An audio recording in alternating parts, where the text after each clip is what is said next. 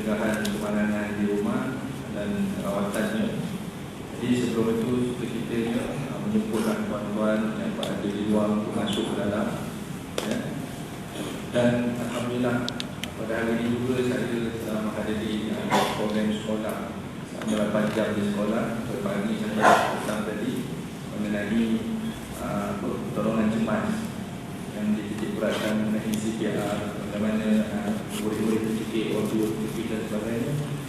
Dan amat-amat penting. Kadang-kadang kita rasa kita tahu benda ni, tapi bila berlaku suasana ataupun peristiwa itu secara spontan, kadang-kadang kita panik dan melabah. Walaupun kita dah banyak kali hadir, kita tahu, tapi bila berlaku, banyak perkara yang salah ataupun silap kita lakukan, terutamanya untuk bayi-bayi atau kanak-kanak. Jadi saya minta tuan-tuan dan puan-puan agar malam ini insya-Allah berbahagia kita akan bercerita mengenai tajuk pada malam ini, dan insya-Allah sekiranya ada apa-apa persoalan yang perlu tuan-tuan tanya kepada doktor, tuan-tuan tanya, perempuan pun kalau rasa nak tulis dan sebagainya boleh tulis dan tanyalah, kerana insya-Allah inilah peluang kemasan untuk kita tebus. Jadi insya-Allah berbahagia doktor akan cuba memenuhi apa keperluan ahli talian kita, khususnya ahli talian sesanapan ini mengenai pencegahan kemalangan di rumah dan juga cara merawatnya. Yang mana kita takut kita di rumah mungkin kita seorang ataupun kita dan isteri tiba-tiba berlaku, macam mana nak minta pertolongan orang lain. Jadi insya-Allah yang berbahagia doktor akan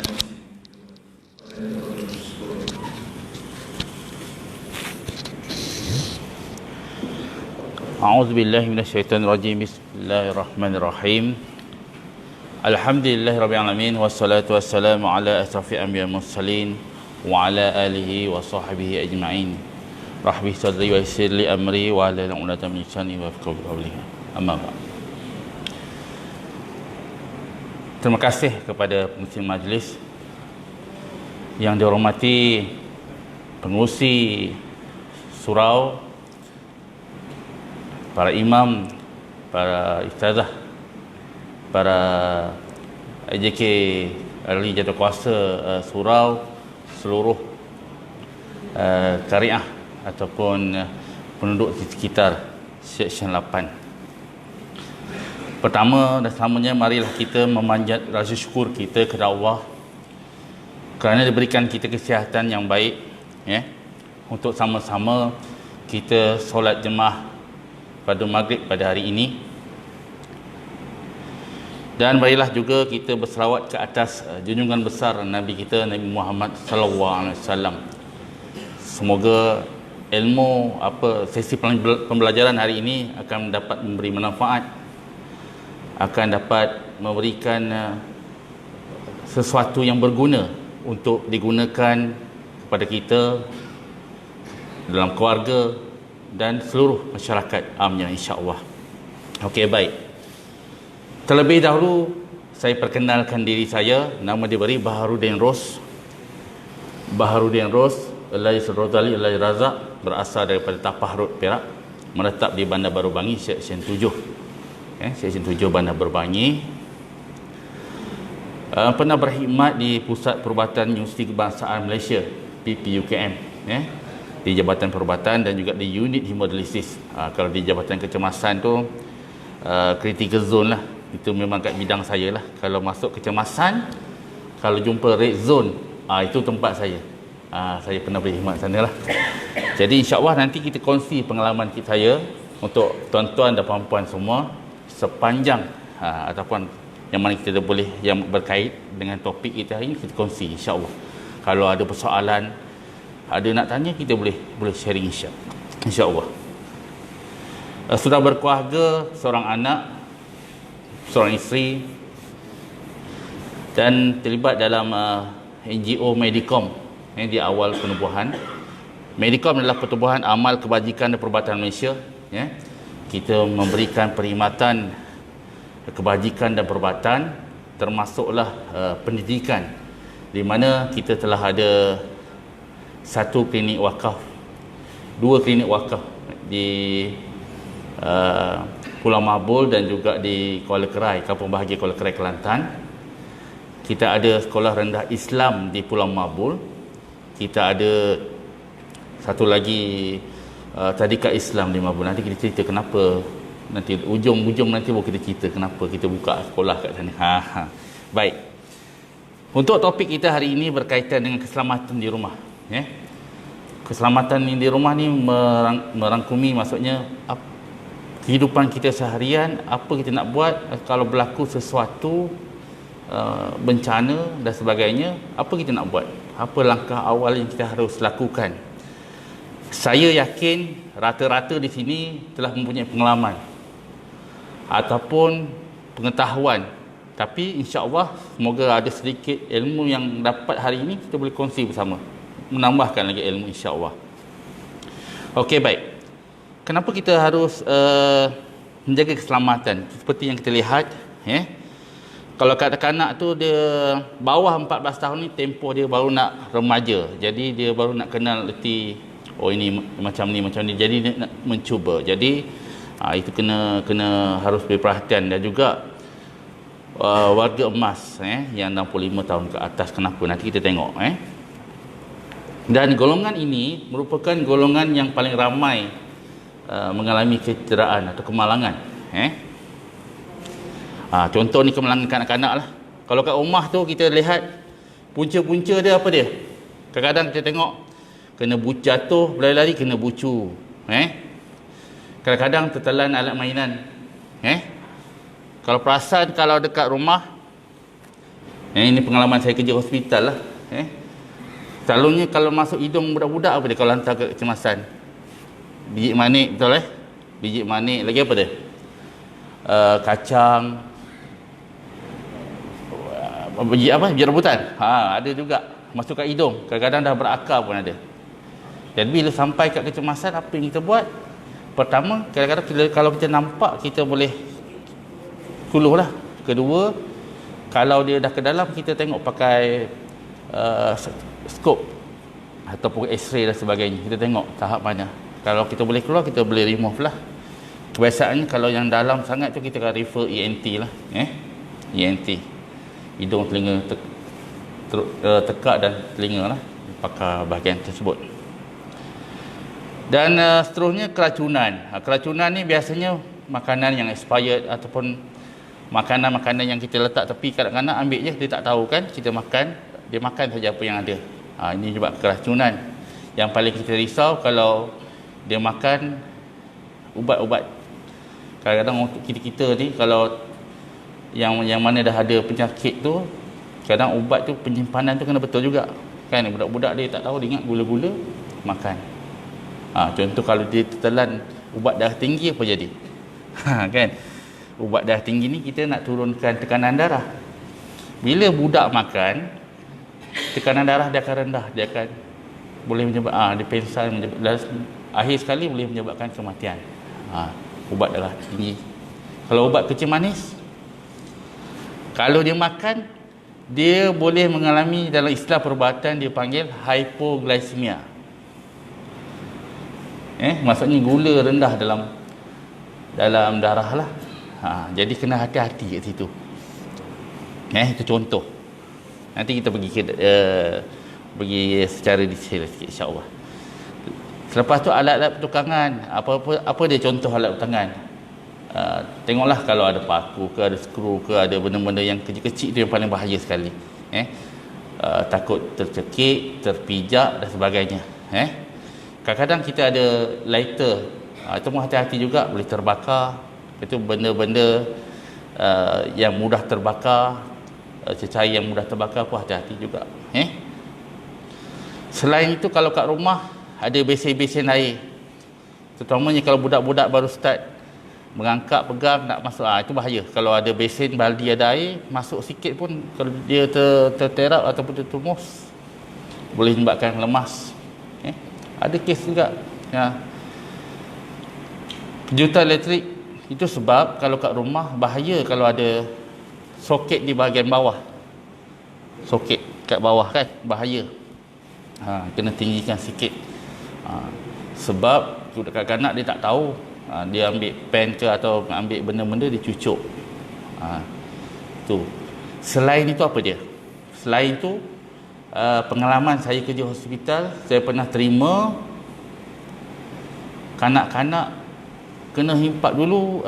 TV yang lama tu dia pakai panggil yang kaca yang besar tu kan, jatuh kena kepala anak-anak, sampai kat kecemasan kepala dia bengkak kan, besar. Bila dia tengok, kita bagi oksigen dan sebagainya, last kita buat CT brain, memang ada pendarahan, tapi benda pendarahan terlalu besar, kita refer neurosurgery dan sebagainya, tak dapat bertahan lama lah. Kadang-kadang itu hati-hati juga. Kita sekarang ni pakai flat LCD screen. Dulu pakai yang TV yang yang besar tu, yang kotak kan, jatuh kena kepala tu, hati-hati. Itulah contoh lah. Kalau orang tua pula apa dia? Yang paling kita risau lah kalau orang tua ni, kalau terjatuh, terutama dalam bilik air. Kalau bilik air tu kadang-kadang licin, tak jaga betul, kadang-kadang lepas anak-anak ke ataupun kita mandi, kena pastikan jangan ada lebihan sabun tu masih ada lagi atau basah. Terutama kalau kat rumah tu ada kanak-kanak ataupun orang tua. Sebab orang tua kadang-kadang dia tak nampak benda tu, kadang pijak terus jatuh. Kebiasaan kalau orang tua jatuh, dia menyebabkan, selalu saya terima dekat kecemasan adalah kederaan pada pinggul. Dia joint antara pinggul tu, soket, sama ada soket tu dia dislocate ataupun dia terkeluar daripada soket, ataupun patah hip joint. Maksudnya tulang femur, tulang peha tu dengan tulang pelvic, punggul tu, sama ada dia terkeluar ataupun dia patah. Itu selalu terjadi. Jadi orang tua kita kena hati-hati sikit lah. Kalau jatuh ni, dia akan menyebabkan kecederaan yang lebih teruk lah. Selain itu, pencahayaan kurang baik, kadang-kadang tak nampak cahaya, menyebabkan jatuh juga. Selain itu, kadang-kadang kat rumah kita yang ada 2 tingkat tu kadang tangga, itu pun hati-hati juga. Kadang licin pun berjatuh juga. Boleh menyebabkan kecederaan. Kadang-kadang kalau tangga tu tak ada tempat memegang, tu lagi bahaya orang tua kan. Itu sebab orang tua ni dia suka duduk rumah bawah kan. Rumah bawah, kadang kampung, style kampung sikit, senang. Lepas tu ada tanah sikit, dia nak bercucuk tanam. Itu style orang tua lah. Itu arwah mak saya selalu suka kan. Dia tak nak rumah ni, dia nak bawah senang, dia nak buat kerja kan.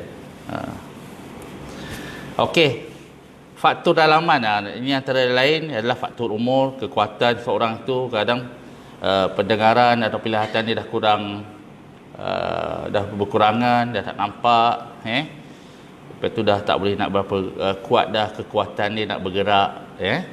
Selain itu, kalau penyakit, bila peringkat umur ni, bila peringkat penuaan atau semakin tinggi, dia kadang seorang tu boleh menyebabkan dia kemurungan.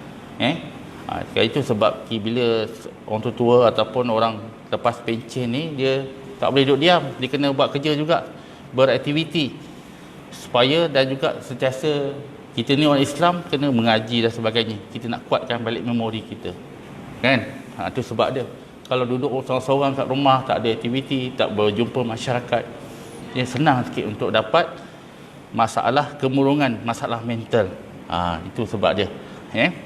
Dia program-program macam ni bagus. Dan selain itu juga, faktor lain seseorang tu boleh menyebabkan lebih teruk adalah sakit kronik. Contoh dia memang ada diabetik, ada hypertension, ada masalah jantung, ada masalah buah pinggang. Dia salah sikit je boleh menyebabkan kecederaan teruk. Contoh dia bedridden, terbaring, terlantar baring kan. Kadang tak ada pemegang tepi tu, tak naik, kadang tergerak sikit jatuh. Ini yang sakit kronik tu, kecederaan dia akan menyebabkan lagi teruk, insya-Allah. Kita tak nak benda ni berlaku lah. Okey, kita tengok dalam bilik tidur. Ini selalu dalam bilik tidur, inilah barang-barang yang ada sebagainya. Jadi kalau dalam bilik tidur tu kena hati-hati juga, tengok kat mana, macam mana kita susun, atur bilik tidur kita. yang mudah, yang kurang risiko untuk mendapatkan kecederaan. Kalau boleh bucu-bucu almari, bucu-bucu katil tu kena jagalah. Kadang-kadang kena, kalau perlu cover. Kadang bucu tu lah punca. Jatuh sikit kena kepala boleh menyebabkan kecederaan. Bilik mandi tadi, maksudnya peralatan, baldi semua kena tutup. Kalau ada berisa air buang. Kalau ada sabun, licin kena bersihkan. Lepas tu kalau tap mandi tu, kalau ada air bertakung kena buang. Takut budak ni, kita nak elakkan berlakunya kemalangan, terutama kalau ada orang tua atau kanak-kanak kat rumah. Selain itu, peralatan elektrik pun kena jaga-jaga juga. Bila benda berair ni, kadang-kadang kena elektrik tu boleh menyebabkan renjatan. Ini topik hari ni adalah kemalangan dekat rumah. Nanti kalau ada yang nak tanya, boleh tanya soalan. Sebab kita ada dalam perubatan ni, kita ada banyak topik. Nanti kita masuk untuk episod akan datang, kita akan sentuh satu-satu. Banyak lagi insya-Allah yang menarik yang boleh kita kongsi. Okey. Ini di ruang tamu. Kalau ruang tamu kita nak tangga. Tangga seperti saya cakap tadi, kalau tangga tu jenis macam mana, kena jaga-jaga. Alat permainan, kalau kanak-kanak main alat permainan tu, kalau ada orang tua sama, kena hati-hatilah. Maksudnya kena sentiasa kemas, takut orang tua nak lalu kan, terpijak, cedera juga. Lantai kena tengok, kalau basah kena lap, jangan berlicin. Lepas tu peralatan elektrik kita tengok kat mana. Kadang-kadang orang tua tak nampak. Contohnya kita jerang air pakai elektrik, air elektrik yang jerang air tu, kadang orang tua tak nampak, tiba-tiba lalu. Pertama juga orang tua dengan kanak-kanak tak nampak, bila tersenggol sikit jatuh dah melecur. Kalau melecur nak buat apa? Kan, kalau melecur selalunya, kalau kita ni, kalau saya jumpa lah dekat kecemasan tu, dia letak Colgate, betul tak? Colgate kan ada yang lain. Saya jumpa ni selalulah, biasa lazimnya Colgate, kopi, lagi apa lagi? Betul, minyak gamat. Saya jumpa lagi dia letak tembakau pun ada. Macam-macam. Jadi bila luka sebabkan air panas tadi, kalau melecur, letak dengan Colgate, apa jadi? Memanglah sejuk kan.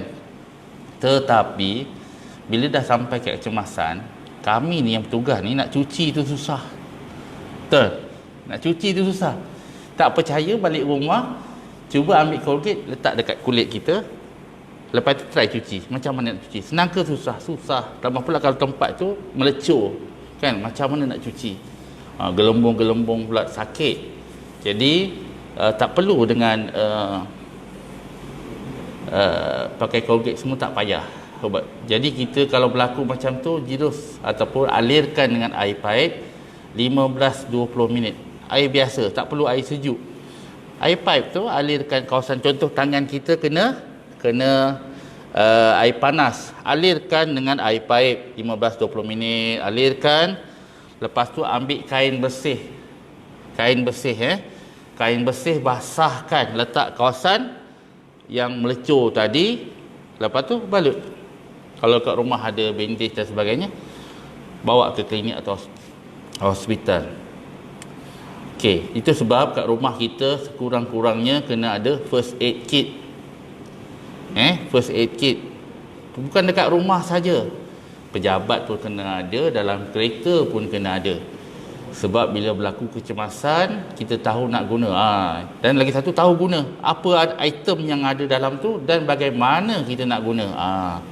Dia ada bandage, ada triangular bandage.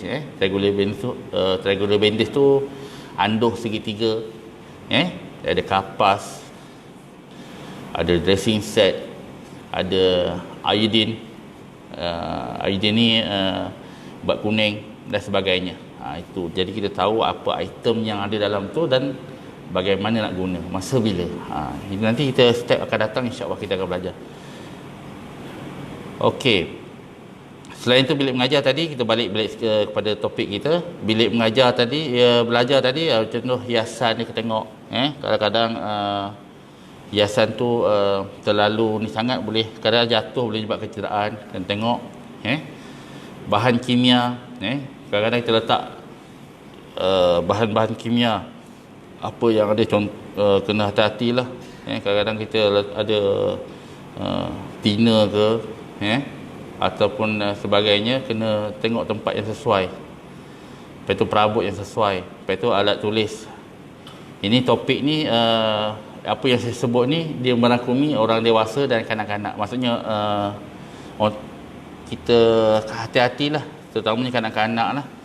Alat tulis yang tajam ni, contoh pensel yang tajam, boleh cucuk mata dan sebagainya, untuk kanak-kanak. Okey, ini saya cakap tadi, untuk kat dapur tadi, peralatan dapur, minyak masak, peralatan dapur, air mendidih, ni kena tempat yang sesuai, yang tidak mudah dicapai oleh anak-anak. Ada pengalaman saya, kanak-kanak macam saya sebut tadilah, air panas kan, dia tertarik, wire tu jatuh kena badan dia, melecur daripada badan sampai ke perut, melecur. Jadi bila melecur, dia tahap dia ada first degree, second degree, third degree, dan lagi satu dia ada persen dia. Kalau tangan dari sini ke sini 9%, sini pun sama 9%, runtuh. Dia ada berapa persen. Jadi kalau badan ni dah 9% dah teruk dah tu. Dan ingat, kalau kena air panas ni, terutamanya kalau kawasan muka, kena hati-hati. Sebab bila berlaku air panas kena kat muka, dia boleh menyebabkan saluran pernafasan membengkak, boleh menyebabkan susah bernafas ataupun kesukaran bernafas. Sebab saluran pernafasan tu bila dia bengkak, dia akan menyempit. Bila menyempit, kalau lambat kita bertindak, dia akan menyebabkan susah nafas dan boleh menyebabkan kematian. Terutama di kawasan muka tu, kena hati-hati. Kalau kawasan muka ada kemarangan ataupun kena air panas dan sebagainya, kena hati-hati, kena tindakan awal. Sebut pasal api ni, saya pun ada pengalaman. Saya ada dua pesakit saya, ni dah lama dah berlaku dekat SUKM dulu.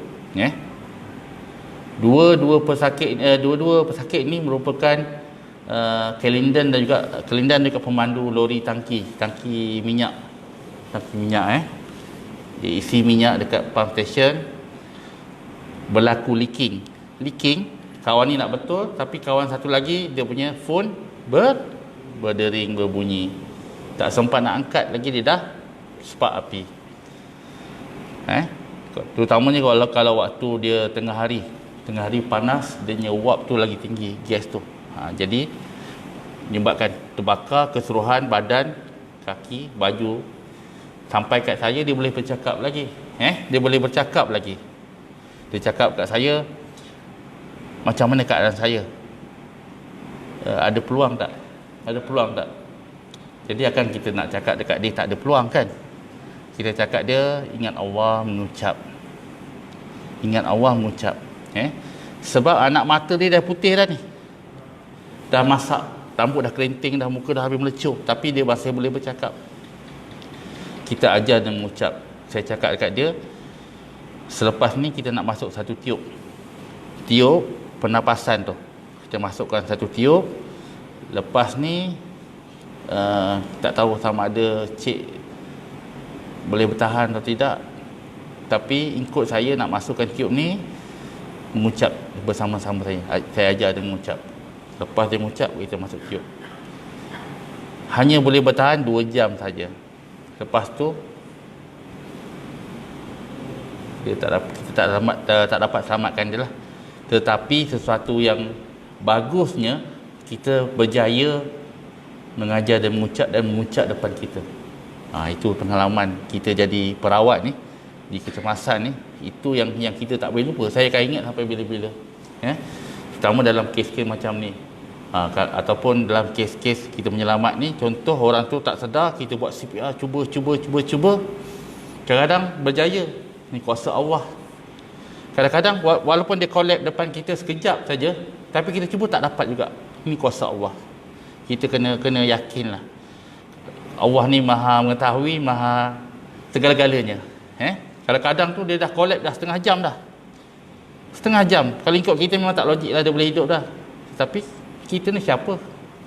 Cuba juga dan sebagainya. Kita cuba, kadang ada patient lain, bantu lain dulu, tengok balik patient tadi, hidup. Ini kuasa Allah. Jadi kita sebagai perawat ni atau di bidang perubatan ni, kita membantu sedaya upaya, tetapi kena yakinlah setiap kerja tu kita kena pasang niat. Pasang niat kita nak buat kerja tu kerana Allah, nak bantu, insya Allah pemudahkan. Okey. Okey, ini selain tu kalau selalunya serangga berbisa, ini balik-balik serangga berbisa ni dia lari sikit slide ni. Selalunya kat rumah tu lipan, apa lagi, ular dan sebagainya. Kalau jengking selalunya kampung lah banyak, atau rumah-rumah kayu. Dia sebab dia tempat yang sejuk. Kalau kena benda-benda macam ni, apa nak buat? Nanti kita ada topik, insya-Allah kalau akan datang kita tengok. Kalau ular tu patuk yang macam mana berbisa, macam mana yang tak berbisa, dia patuk dia ada rapat, ada jarak jauh kan. Nanti kita tengok macam mana. Kalau gigit lipan, apa nak buat? Biasa kalau kita gigit lipan ni bawa ke hospital, kita bagi ubat anti-tetanus, ubat tahan sakit, kita dressing, insya-Allah kita monitor dia. Tapi kalau gigit ular, kita tengok dia ular jenis, kalau nampak ular, kita tengok ular jenis apa, kita cuba bagi dia punya antidote, apa dia punya gigitan jenis apa. Dia punya ni. Dia gigitan ular ni dia berbeza, tengok jenis ular. Itu kalau gigit ular. Kalau jengking apa nak buat? Sama jugalah treatment dia. Kalau jengking ni biasanya bawa ke hospital, kita bagi ubat kancing gigi, itu ubat tahan sakit lah. Cuma dalam banyak ni yang ular yang paling bahaya lah.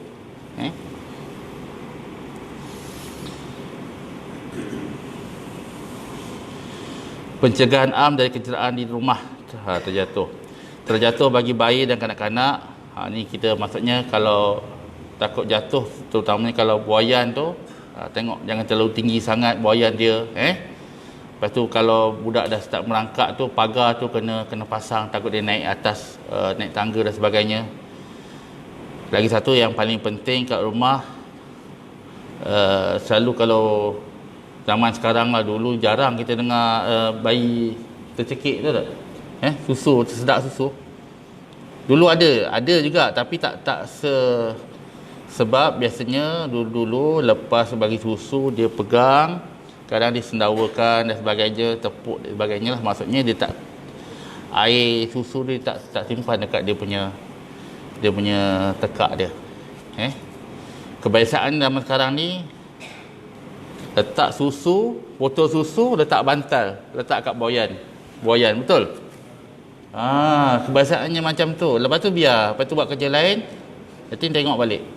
Itu hati-hati. Terutama kalau tempat rumah-rumah pengasuh dan sebagainya, kena hati-hatilah, kena macam ni. Kena prihatin sikit. Kena ambil waspada lebih, kena bagi perhatian sikit. Kalau selalunya kalau tersedak susu ni, kalau lambat kita cara nak pemulihan dia, kita nak buat CPR macam mana nak ni, susahlah. Itu yang ada yang kes dia tersedak susu, dia panik, dia letak peti ais. Ada jumpa kan, ada kisah kan, suruh kat rumah peti ais dan sebagainya. Gitu. Kadang-kadang dia cakap datang-datang dah memang dah inilah, macam-macam lah. Tapi kena hati-hati. Susu, kita bagi susu dekat anak-anak kita ni, kena macam tu lah. Maksudnya kena prihatin, kena bagi betul-betul, insya-Allah. Sebab budak dia mana tahu nak telan dan sebagainya kadang-kadang. Jadi kadang bila baring, bila kepala tertongak macam tu pun susah nak nafas, terutama bayi. Jadi kena perhatian lebih lah.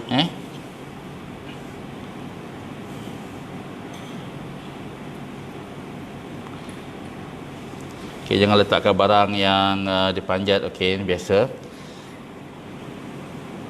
Okey.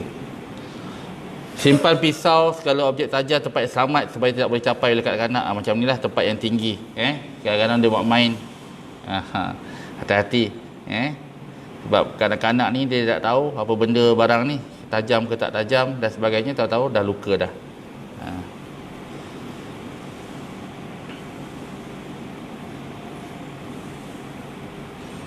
Ini untuk warga tua, gunakan perabot yang sesuai, ciri-ciri keselamatan. Contoh bilik air tu ada pemegang. Lepas tu fahami dos-dos ubat semasa mengambil dan kesan-kesan tindakan dia. Kalau orang tua ni tak nampak sangat ni ubat apa kan. Kadang dia tak tengok, tak nampak. Kita anak-anak kadang-kadang kita kena bantu. Ini ubat dah tinggi, dah asingkan. Ini buat siap-siap. Ada 3 biji ni kita asingkan, dah buat siap-siap. Supaya dia tak ambil dos yang berlebihan atau salah ubat. Kadang-kadang kalau dia ambil contoh, dia makan pula ubat dah tinggi sampai 2 kali. Kan? Tekanan darah dia 140, 70 contoh yang mula-mula. Dia nak makan ubat darah tinggi kali pertama, dia dah turun dah 130, 60 katakan. Dia makan lagi rupanya dia jadi 90, dah rendah pula lagi kan. Kena hati-hati. Sama juga dengan ubat kecil manis. Kadang dia akan menyebabkan kalau makan overdose, dia akan menyebabkan gula rendah dalam badan, boleh menyebabkan kematian. Untuk gula terlalu tinggi dalam badan pun boleh menyebabkan kematian. Terlalu rendah pun boleh menyebabkan kematian. Dia kalau gula terlalu tinggi dia panggil hyperglycemic. Hyperglycemic ni dia bila dia tinggi dia gelisah, tak tentu arah. Lepas tu dia mulut dia rasa macam masam-masam, rasa macam cuka sikit, dia rasa macam masam lah sikit, macam masam-masam sikit. Dia tak tentu arah sebab dia gula terlalu tinggi. Sebab dalam badan kita perlukan pankreas ni untuk hasilkan insulin. Bila pankreas tak hasilkan insulin ni dia akan tukarkan gula kepada tenaga. Bila benda ni tak ada, itu menyebabkan gula tinggi. Kadang-kadang kita ada seorang yang mengidap penyakit kencing manis, dia makan ubat dia tak jalan kan, gula masih tinggi juga, dia kena ambil insulin. Makan ubat tu dia galak supaya pankreas tu hasilkan insulin. Kadang dia tak, bila pankreas tu tak hasilkan insulin, dia kena bantuan kita kena bagi dia insulin. Itu yang kita ambil injection tu. Tengok berapa bilangan gula dalam badan tadi. Kalau kata 16, 17 ke dalam badan, berapa unit kena cucuk, bergantung kepada dos berapa dia punya ni lah bacaan. Supaya dia boleh hasilkan insulin. Bagi insulin untuk tukarkan tenaga insulin kepada, maksudnya dia tukarkan makanan dari gula kepada tenaga.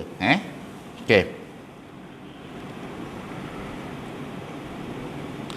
Dan juga kita tengok kalau orang tua tu lebih sesuai tinggal di rumah yang tidak bertangga, maksudnya rumah-rumah kampung, maksudnya senang dia nak buat aktiviti, biasanya berkebun dan sebagainya, ataupun ada tanah sikit, ini biasalah. Okey. Racun dan ubat-ubatan. Simpan ubat dan bahan beracun di dalam almari berkunci dan sukar dicapai oleh kanak-kanak. Maksudnya ubat-ubat ni simpan tempat yang selamat sesuai supaya anak-anak atau budak-budak tak boleh capai.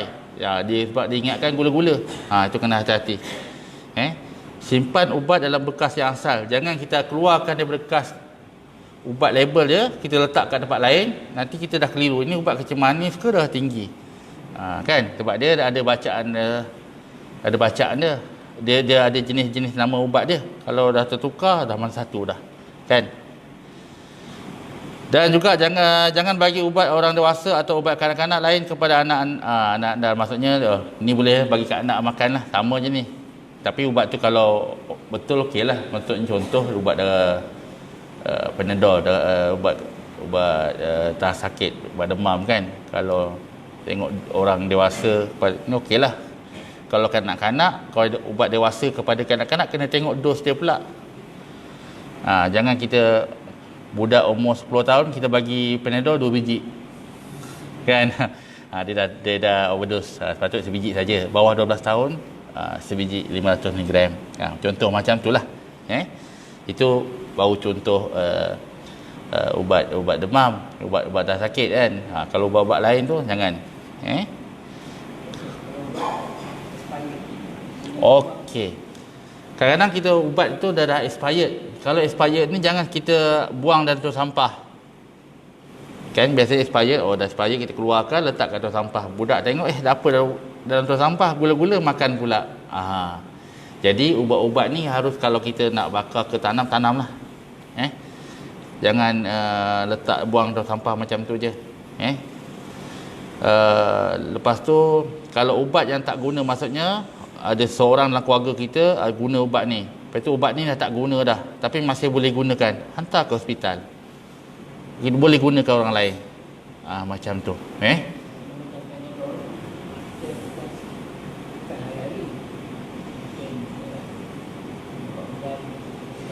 Dia ubat dia Panadol ni dia ada tarik expired kat bawah dia.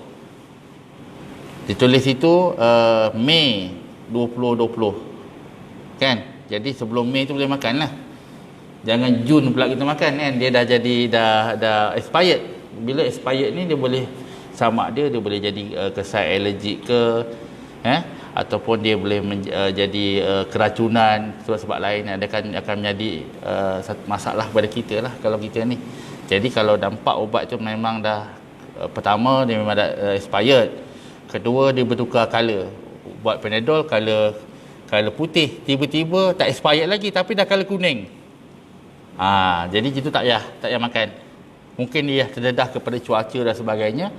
Dia dah berubah tu tak payah makan. Kita baik cari baru.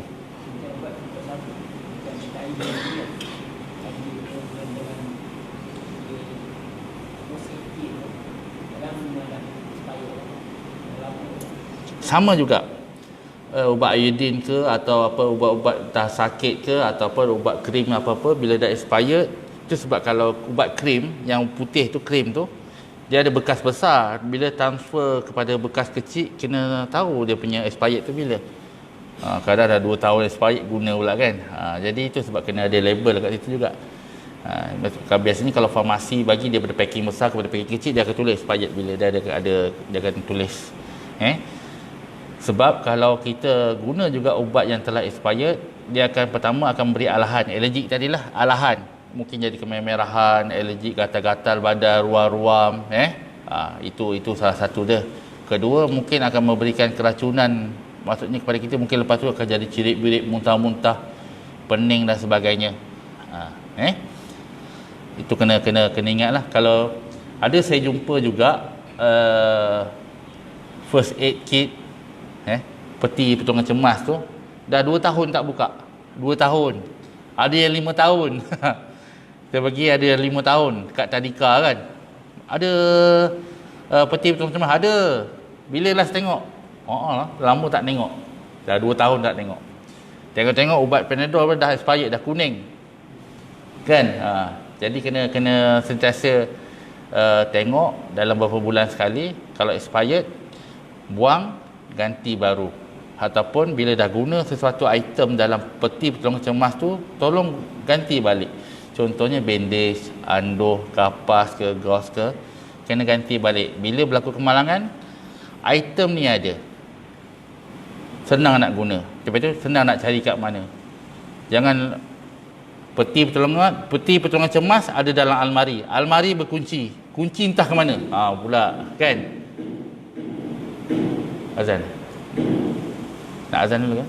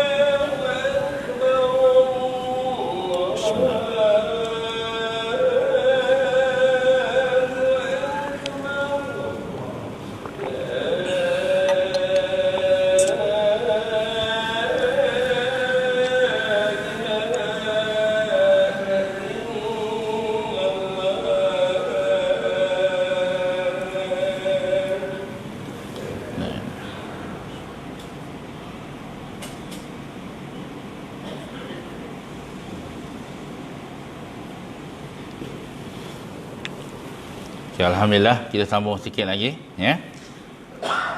Jika kita terdapat contoh kalau berlaku kemalangan kat rumah, kemalangan ataupun kecelakaan di rumah, nombor ambulans ataupun nombor kecemasan apa yang kita hubungi? Itulah 999 ya. Kadang-kadang bila berlaku bencana atau berlaku kemalangan ni, kita lupa dah nombor apa kita nak dial, betul Ini pengalaman lah. Kadang-kadang kita masa mula-mula, saya masa mula-mula dulu, alamak, apa nombor ni kan, lupa. 999 999 tu kita sama ada kita nak minta bantuan polis, ambulans, minta bantuan bomber, nombor yang sama. Bila buat panggilan, operator akan angkat, kita bagi tahu siapa kita kat mana, kes apa. Jadi kalau perlu dia libatkan dua agensi, dia akan libatkanlah bomber dengan polis ke, ataupun ke semua agensi ni akan turun, dia akan panggil sama. Faham Kadang-kadang nombor kecemasan ni kalau boleh tulis letak kat rumah. Contohnya balai bomber yang berhampiran, nombor balai polis. Kan? Kalau berlaku apa-apa hal, senang kita nak hubungi balai polis. Contoh berlaku kena rompak kat depan rumah, colik ke dan sebagainya, kita senang. Kalau tak ingat 999 boleh bantu. Tapi kalau ada nombor direct tu lagi bagus. Okey.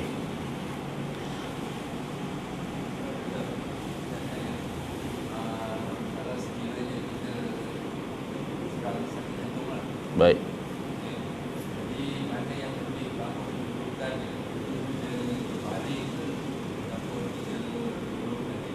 Okey. Masa tu kat rumah seorang diri ke ataupun ada orang lain? Seorang-seorang. Okey. Okey, dia berbeza tengok. Kalau ada orang lain kat rumah, itu lebih bagus. Kalau kita seorang-seorang kat rumah, apa nak buat kalau katakan kita kena serangan sakit jantung? Kalau seorang-seorang kat rumah, kurang-kurangnya kita hubungi siapa, jiran ke, siapa yang paling hampir dengan kita. Kalau ada anak ke sebagainya, kena maklum. Kena ni lah, kau dapat call. Sebab kalau ada anak lagi bagus. Anak kita maklumkan dia, suruh dia call ambulans, kita relax. Dia kadang-kadang kena sakit jantung ni, kadang-kadang dia kena tenang, relax. Jangan panik.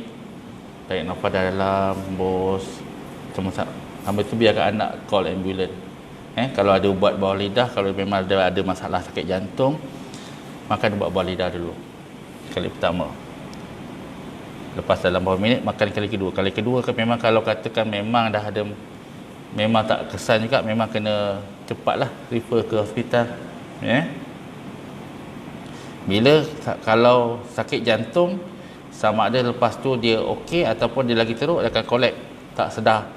Kalau tak sedar, kena tahu siapa yang ada kat rumah boleh buat CPR. Nanti kita kata topik yang ni panjang. Itu sebab tadi topik perubatan ni besar, luas. Kalau boleh dapat kita step by step. Nanti kita tengok, nanti akan datang topik pertolongan cemas, patah apa nak buat, luka apa nak buat. Kalau berlaku tercekik macam mana nak buat. Kalau tak sedar, tak ada nafas, tak ada nadi, macam mana nak buat CPR kan. Jadi topik ni besar. Hari ni kita fokus untuk kemalangan di rumah dulu. Jadi nanti insya-Allah akan datang kalau diberikan keizinan ada masa, kita akan buat topik lain pula insya-Allah. Jadi kalau sakit jantung kat rumah tadi, pertama kalau seorang diri, hubungi siapa? Kalau kita masih boleh sempat hubungi siapa? Minta tolong. Kalau paling dekat dengan kita, jiran lah. Kalau tak ada anak jauh semua, jiran kat sebelah rumah. Itu pentingnya kadang kita kenal jiran, rapat dengan jiran sebelah. Apa-apa hal emergency, senang nak bantu. Kalau dah anak, pastikan anak tahu apa nak buat. Nak call siapa. Kalau berlaku sementara tunggu ambulans tu, dah collect, buat CPR. Jangan bila tunggu ambulans, katakan 10 minit, dah collect, tunggu ambulans, serah pula buat tunggu ambulans. Anak ni kena usaha. Sebab 4 minit pertama tu penting. Sebab kalau oksigen tak sampai ke otak dalam masa 4 minit, tisu-tisu otak akan mati. Jadi kalau lepas tu dia sedar pun mungkin dia lupa-lupa. Dia tak ingat sepenuhnya lah. Sama juga macam kalau kita masuk ICU dah lama, makin lama duduk ICU, kita akan ambil proses untuk pemulihan tu, ambil masa, ingatan tu. Okey, balik ke topik tadi.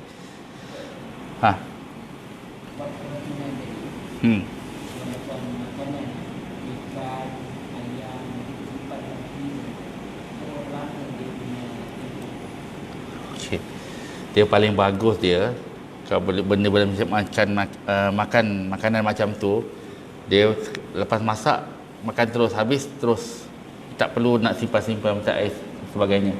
Kadang-kadang kita nak simpan pun mungkin esok boleh guna lagi lah, tapi kalau dah makan sampai 3-4 hari selebihnya tu, dah takut nanti dia ada medium bakteria tu dah ada, tu kadang menyebabkan keracunan dan sebagainya.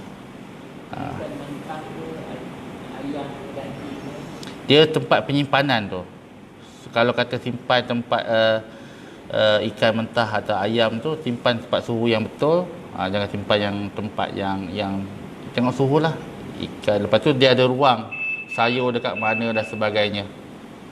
Kan dia ada ruang ni sayur ni, buah-buahan ke atau ikan. Tempat itu penyimpanan tu kena betul. Kalau tak betul, nanti dia bakteria, tambah pula bakteria yang ni masuk ke makanan dan sebagainya. Kalau contoh makanan tak habis malam tadi, letak pula peti ais atas ikan, bawah, contoh macam jadi nampak kat situ kan, medium bakteria tu boleh melebat. Okey, ni kalau contoh, kalau ada kat rumah ni timbul racun, kena hati-hatilah kalau ada bedah-bedah racun ni. Okey, ni kalau tadi kalau ada kolam ni kat rumah, hati-hati takut anak-anak lemas. Ni tadi saya cakap tadi, kalau luka terbakar, racun, kalau ada alat penggera tu pasanglah alat penggera kat rumah kan. Tapi kadang ada yang tak mampu, kena hati-hatilah. Kita tahu kalau kat mana terletaknya suis utama kan. Contoh kat surau ni kat mana. Jadi kalau berlaku kebakaran, kat mana nak tutup dia punya main switch dia, kat mana dan sebagainya. Itu sebab kalau tempat tertentu kita kena tahu kedudukan kat mana kita, benda-benda macam ni lah. Kita boleh bantu mengurangkan kebakaran dan kemalangan dan sebagainya. Okey, ini tadi jauhkan anak lilin, sereka dan sebagainya. Ni macam biasalah ingatan. Ini ubat-ubatan tadi. Ini contoh. Ini ke rumah selerak macam tu kan, jadi tempat serangga pun boleh ada, semua macam-macam boleh ada kat situ kan. Jadi kena hati-hatilah. Kadang bila kita basah, kita sentuh switch utama, boleh menyebabkan renjatan ataupun kejutan elektrik. Dan juga lagi satu, gas. Saya pernah dapat ni, saya share last lah. Dapat satu kes dekat rumah. Rumah dia kena kepung dengan alung. Kena kepung dengan alung. Kami pergi respon nak selamat. Rumah dia berkunci, dia luar dah kunci dengan alung. Kita kena potong, kena guna polis. Kita kena polis untuk potong dan masuk ke rumah. Bila dah potong, masuk dalam, boleh buka pintu. Mujur di antara kami ni tak ada yang isap rokok. Sebab dia dah potong dua gas punya tu, dia dah potong, jadi penuh dalam rumah tu dah penuh gas. Kalau ada yang antara kami yang isap rokok, boom lah. Jadi kena kepung ngalung dah 7 hari. Anak-anak dia dah bagi dia minum klorok, dah mati 2 orang. Jadi suami isteri ni dikelar tangan, minum klorok juga tapi tak mati. Jadi kita selamatkan ni lah. Jadi macam ni tadi, maksudnya kadang-kadang benda macam ni kita yang agensi penyelamat pun kena hati-hati. Kadang-kadang bila nak menyelamat, rupanya bahaya yang akan datang menimpa kita. Sama juga dalam rumah kita macam ni. Maksudnya gas tu terbuka, tak tutup, pasang lilin, boom. Tu pun jadi bahaya juga. Ini untuk kita share sekali lah. Akhir sekali kalau bila dah berlaku kebakaran dan sebagainya ni, polis akan datang bawa macam ni lah. Akan buat postmortem lah sebagainya. Ni pun banyak juga kes, kalau nak share ni banyak sebenarnya. Jadi sebelum itu sahaja tentang topik kita tentang kemalangan hari ini. Dan sebelum nak akhir, insyaAllah saya bawa 2 tabung untuk Medical Malaysia, di mana 20-23 ni kita akan pergi ke Pulau Mabul. Pulau Mabul ni kita ada 1 sekolah rendah Islam, 1 tadika Islam, dan juga kita ada 1 klinik wakaf. Kita buat perkhidmatan percuma sebab lebih kurang 70% penduduk itu adalah pelarian, tak ada dokumen. Jadi anak-anak ni bila tak ada dokumen, dia tak boleh belajar sekolah kerajaan. Jadi ke mana mereka nak pergi? Itu sebab kita buka sekolah rendah tadika, supaya kita beri perkhidmatan pendidikan ke anak-anak ni, dan juga ilmu agama, supaya anak-anak ni bila dah besar nanti dia boleh pergi dekat area pulau-pulau sekitar Filipin dan juga perairan Sabah tu, supaya dia boleh kembangkan ilmu dakwah, ilmu yang kita ni lah. Dan juga kita akan buat khatan percuma untuk anak-anak sana. Sebab kos khatan lebih kurang dalam 100.5 satu orang. Kebanyakan yang sana tak sunat. Sebab apa? Nak makan pun susah. Macam mana nak sunat pula kan? Kalau pergi hospital kerajaan ataupun klinik kesihatan kerajaan, kadar bayaran dia double. Sebab dia kira macam foreigner. Jadi insyaAllah minta sahabat-sahabat semua ataupun semua kariah dapat bantu meringankan ataupun membantu saudara kita di sana. InsyaAllah sedaya mungkin. Semoga dengan bantuan ataupun semangat ini dapat sama-sama kita memberikan mereka ini peluang atau memberikan mereka ini satu ilmu ataupun memberi satu mesej kepada mereka, supaya kita ni memberi bantuan tak kira sama ada dianya warga negara atau tidak. Janji ianya dia berkaitan ataupun berkaitan dengan Islam, atau mereka ni adalah saudara kita. Itu yang kita ingin sampaikan. InsyaAllah semoga tuan-tuan dapat diberikan kekuatan, kesihatan yang baik insya-Allah. Wabillahi taufiq wa hidayah. Wassalamualaikum warahmatullahi wabarakatuh. Semoga kita berjumpa lagi.